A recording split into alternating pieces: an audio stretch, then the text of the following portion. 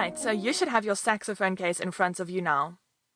Don't worry if your case looks different than mine. This is a ProTech gig bag that I bought to make traveling with my saxophone easier, but saxophone cases come in many different shapes and sizes and colors, as you can see. So if your case looks anything like these in the picture, it's 100% fine. You get hardshell cases, gig bags, leather bags, aluminum cases, but even the old ones with some scrapes and scruffs are fine because what really matters to us the most is what is inside. Your saxophone probably looks different than mine, and it's 100% fine. You will find that most beginner or entry-level saxophones are the normal brass finish or a gold lacquered finish.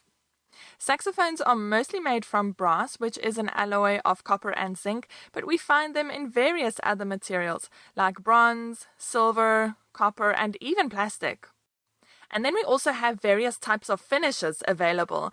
So this is a lacquer or a metal plating like silver, nickel, or gold that is put over the main material of the saxophone. So your saxophone will probably look like either of the two on the left, or like the one in the middle, where it's a brass or a gold lacquered finish with silver keys. My saxophone is a silver-plated saxophone, although it's not nearly as shiny as the one in this picture, because I like to keep it unpolished. And the last example is a black saxophone with gold keys, and we also find them in a whole range of colors from green to pink and blues and yellows, and you will also see that even plastic or acrylic saxophones are available on the market. It doesn't matter the material or the finish of your saxophone. As long as you have an alto saxophone in front of you, meaning it looks like these in the picture and they're not smaller or bigger, then you are good to go. Like a good race car driver knows the names of the parts of his car, a good saxophonist must know the names of the parts of the saxophone. Let's go through them now. This is the body of the saxophone. You will see it's the main part where we find all the keys. And this U-shaped part where the tube bends is called the bow. And at the end here is the bell. This is the part that flares out at the end of the tube. Here we have the neck. The neck is responsible for connecting the body to the mouthpiece. And this is the mouthpiece with a ligature attached to it. The mouthpiece is the black part, and the small metal accessory is called the ligature. We use the ligature to hold the reed in place, and we'll cover that in the next lecture. And once again, your ligature might look different than mine. Your ligature will probably look like this, or you might have a leather ligature that looks something like this one. It really doesn't matter as long as you have a ligature in your case, it's 100%. If you think of the clarinet that has about 6 parts that need to be assembled, then assembling the saxophone is a piece of cake. There's only a few small things to watch out for, so let's put this baby together. I'm going to take the neck and the mouthpiece. You can take the ligature off the mouthpiece now so that you only have the black mouthpiece in your hand. So this is the first thing that we have to watch out for. You will see on the neck there is a key that we call the octave key. You'll learn more about this key later, but what is important to know now is that you can see if I hold the neck like this at the back, that I'm actually lifting up that key. This is a very sensitive little key, this one, so we don't want to have it lift up like this, because if we exert too much pressure, we can actually bend it out of place, and then your saxophone won't be able to play. So when you're holding the neck, it's important to place your fingers over the octave key and make sure you keep it in place in the downward position and that it's not going up in the air. Then I'm going to pop the mouthpiece onto this cork end of the neck. Now, if you find that the mouthpiece struggles to go onto the cork, then it probably means that this cork has never been played on or that the cork has been replaced. So then you can go and grab the cork grease that you will find in the accessories pouch of your saxophone case. If you haven't got any, just go past a music store and pick some up. So then you can put some cork grease onto the cork, and this does exactly as the name suggests. It greases the cork. It's like a moisturizer for your face. And then your mouthpiece should slide on rather effortlessly, and you can push it down all the way until you can see about 1 centimeter of cork sticking out at the bottom. The next thing we're going to do is make sure that this flat part of the mouthpiece, which is what we call the facing, is lining up with the line at the back of the neck. And there, I'm quite happy with that. That seems to be lining up perfectly. So, just as saxophones come in different materials and finishes, we also find different types of mouthpieces. So if your mouthpiece doesn't look exactly like mine, don't worry. Also, don't worry if your mouthpiece hasn't got any wording or lettering on it. It probably means that it's the stock mouthpiece that came out of the factory with your saxophone.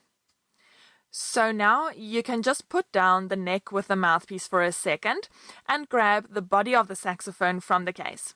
And here's the second thing to watch out for. You will see right at the top of the tube there's a plug. Now your plug might be attached to what we call a pad saver. So a pad saver looks like this.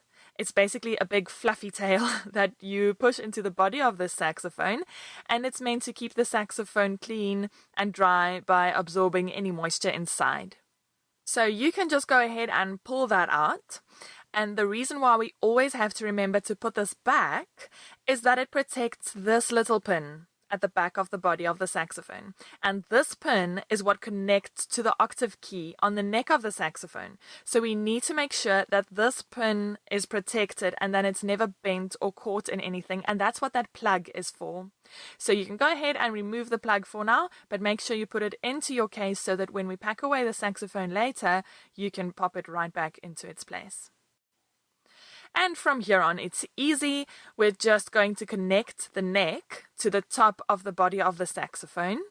And here is the last little thing that you need to watch out for. You need to line up the line at the back of the neck to the pin on the back of the saxophone body. So you can make sure that the bell of the saxophone is pointing away from your body, and then you will see the pin right at the top of the tube. And you want to make sure that this lines up with the line that you will find at the back of the neck. And when you're happy with that, then you will find a screw right at the top of the body of the saxophone, and you will need to tighten this in order to lock the neck into position. Just a quick side note on this little screw here. Don't tighten it as if your life is depending on it. Just tighten it until you feel there it grips, it bites into place, and that's 100%. If you tighten it too much, it will eventually wear out and you will have the neck swiveling all over the place, which you definitely don't want. So just tighten the screw just enough until you feel, okay, there it's bitten into place, and then you leave it just like that. And there you go. The saxophone is assembled, everything's lined up beautifully, and it's almost ready to play. Lastly, you will find a saxophone sling in the accessories pouch of your saxophone case. If for some weird reason you don't have a saxophone sling that came with your saxophone, then you can go to your local music store and buy one there. And yes, you guessed it, we get 100 different types of saxophone slings. This really just comes down to personal preference. Some of them are stretchy, some of them have special kinds of foam, some have hooks, others have clips. It really just depends on what feels comfortable for you. So you can go ahead and put the sling around your neck. And let me tell you the purpose of the sling. The sling is going to carry the weight of the saxophone around your neck. As you can imagine, holding an alto saxophone that weighs just over 2 kilograms in your hands only is going to prove difficult while you're trying to perform. So what the sling does is it takes the weight off the hands so that your hands are able to move freely and comfortably as you play. At the back of your saxophone, you will find a metal ring like this one. And this is where you're going to attach the hook or the clip from your saxophone sling. And there you go. Your saxophone is attached to your body. When you look in the resources folder for this module, you will find this document called Parts of the Saxophone. And it's basically a nice summary of all the parts that you learned in this lecture. So if there's anything that's unclear or a name that you don't know yet, then you can go and look at this document.